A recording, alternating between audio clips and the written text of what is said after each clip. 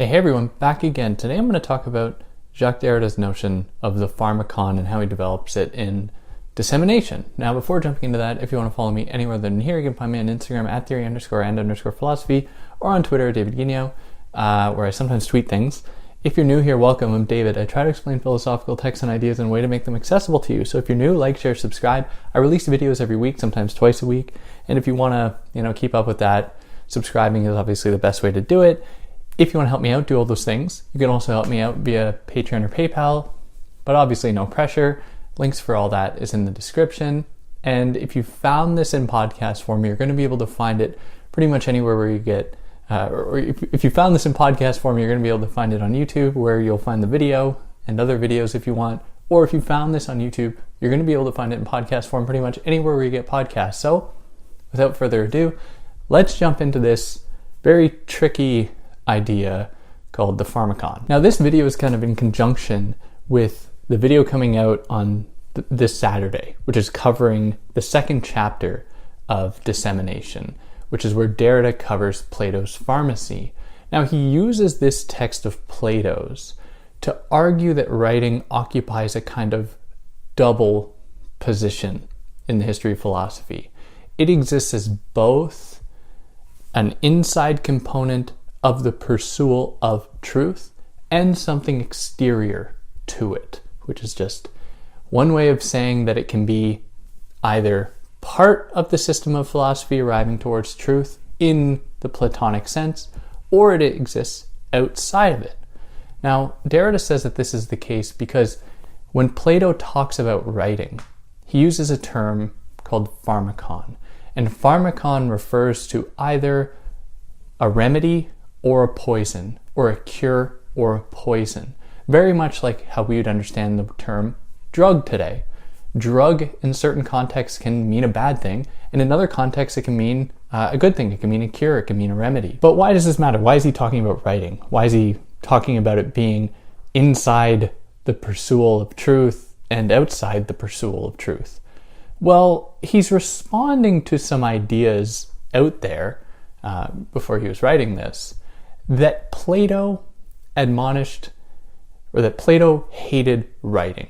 That Plato believed that writing was a kind of dead language. That is, when you write something down and somebody reads it, you are not permitting that person to have to respond on the spot to what they are reading. They just have to accept what is being said.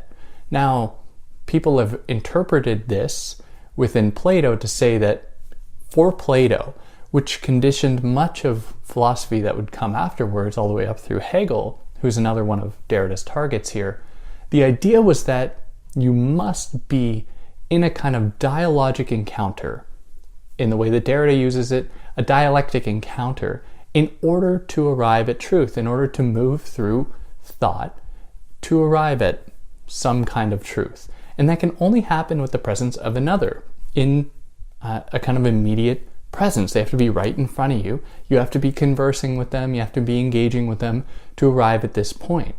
Now, these interpretations of Plato suggested that speech is the only real way to arrive at truth in terms of language, whereas writing, because it doesn't permit a response, is not going to actually get us there. Now, Derrida hears these interpretations, and he's looking at the original Greek, and he says, this is kind of weird, because I'm not interpreting it this way. In fact, I read in Plato not a criticism of writing, but rather, to some extent, a defense of writing. But how can that be? Well, he picks up specifically, or looks at specifically, and so do these other interpretations of Plato, looks at the Phaedrus, which is one of Plato's texts that features a dialogue between Phaedrus and Socrates. Now, to put it really simply, what this dialogue kind of involves is Socrates and Phaedrus leaving the city to go out into the meadow near a little river, I think, and under like a tree, in order to talk about love and what love means. And so they arrive, and Phaedrus is standing there, and he's wearing his cloak, and Socrates notices that he's reading, essentially reciting someone else's text, the text of Lysias, in order to level his argument, in order to put forward his argument. So Socrates calls him out and says that you aren't actually giving us truth here, you're just reciting something. So we aren't going to be able to get anywhere with this conversation, therefore foreclosing our pursuit of truth. And as a response, Socrates delivers to Phaedrus a story from Egyptian mythology where to illustrate how writing is something that can be quite bad, in that it's going to hinder one's faculties to arrive at truth in the Platonic sense, and people are just going to give themselves over to memorization. So this story goes like this. Now we're kind of a frame narrative here, we're a story within a story, but Socrates tells the story of the demigod Tot and the sun god, or the god of Egypt, Thamus. Now one day, the demigod Tot, who is also the moon god, who happens to also be the demigod of math and writing, geometry, goes up to Thamus and is like, hey, Thamus, my boy, if we show the Egyptian people how to write, what that is going to do is it's going to allow them to kind of free their minds from having to think about mundane things. So instead they can write it down. And with that, they'll be able to think about more interesting things. They'll be able to pursue more interesting endeavors in their lives. And Thamus thinks about it for a moment, and Thamus says no. And the reason he says no is that he believes if people give themselves over to writing, if they submit to writing their ideas down, instead of it allowing new ideas to emerge, what it is going to produce instead is actually a regression in one's capacity for reason, one's capacity to call upon facts and ideas in a meaningful way. They are going to essentially become docile even in their own minds. Now, in the original, Derrida points out that the term Plato is using throughout all of this is Pharmakon, describing writing as a pharmakon. Now, in some translations, because this is a difficult term to translate, depending on who is talking, in the case of Tot, the moon god, trying to sell the idea of writing, the translator might translate it as a cure. So, Tot says, I have this cure for memory. It's called writing. And then Thamus responds, still talking about the word pharmakon, but instead uses, or it's translated instead to poison. Now, in that story that Socrates is telling, obviously he's siding with Thamus. But in the way that it has been translated, it makes it seem that Socrates is therefore siding with the view that writing is only a poison, and that's it. And that's how many people have interpreted this text. Now, the complexity emerges when we consider how, instead of it being translated to poison or remedy, it is instead translated to both in terms of pharmakon, or maybe a more accurate translation would just be like drug. That is kind of an ambiguous term in the English-speaking world. That reveals, or would open up, the ambiguity that Plato has about writing, whether he celebrates it or not. Now, what is the point of this? Why does it matter how it's being interpreted? Well, Derrida extracts from this a more general disdain in the history of philosophy for writing as being only a supplement to speech, which is the way to arrive really at truth. Now, Derrida says that, in fact, it doesn't seem as though that's even what Plato is saying. It seems as though instead that Plato actually likes writing if it is conducted in a certain way. So one of the examples that he gives is how Socrates describes truth being written onto the soul.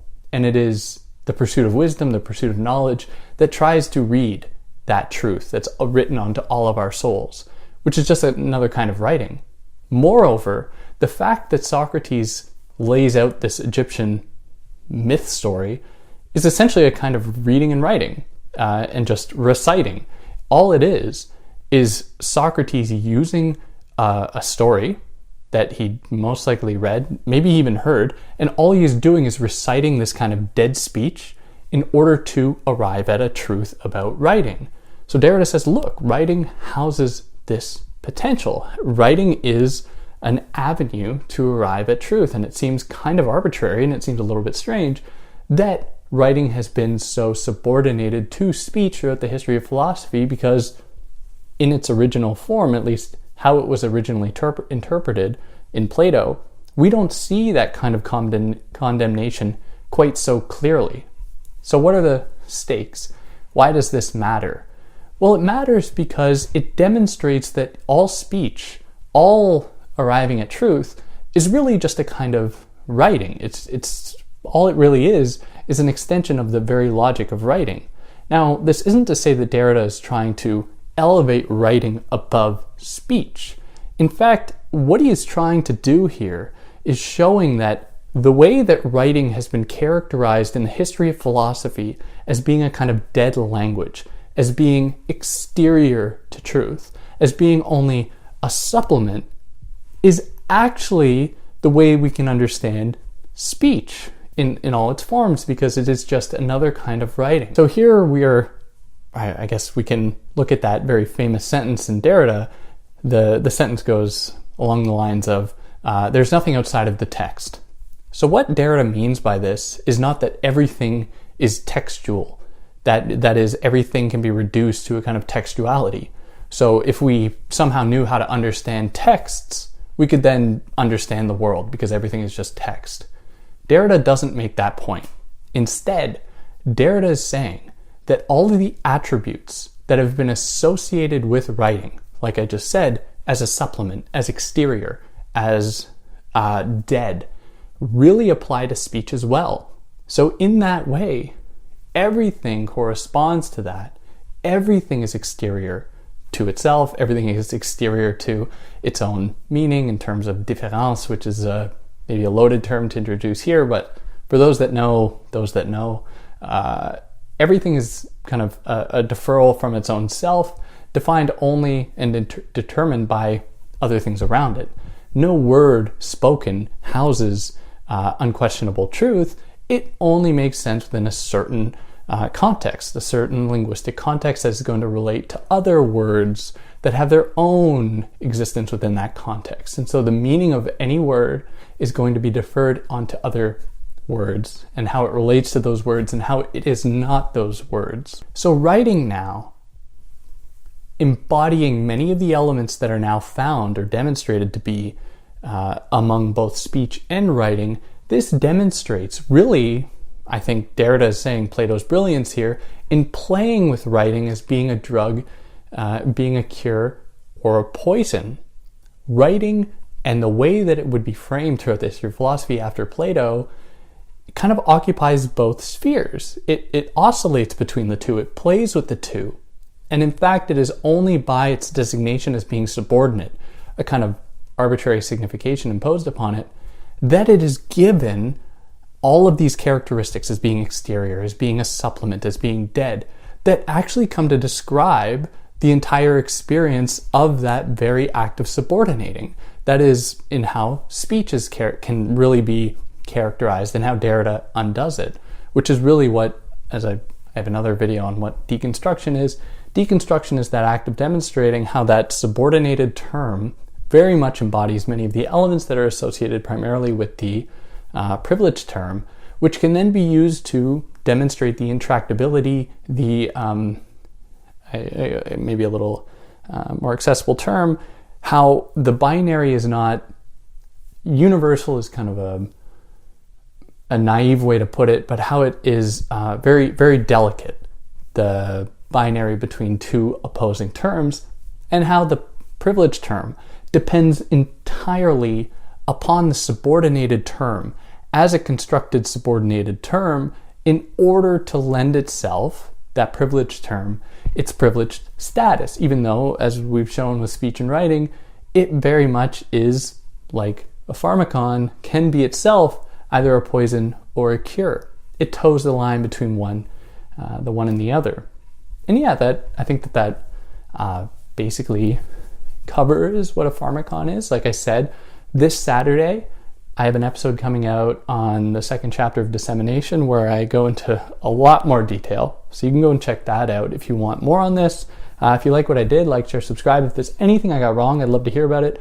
Anything that I excluded that I probably shouldn't have, I'd love to hear about it. If you've listened to this in podcast form where you can leave a review, do that. It helps me out. And yeah, thanks for listening. Take care.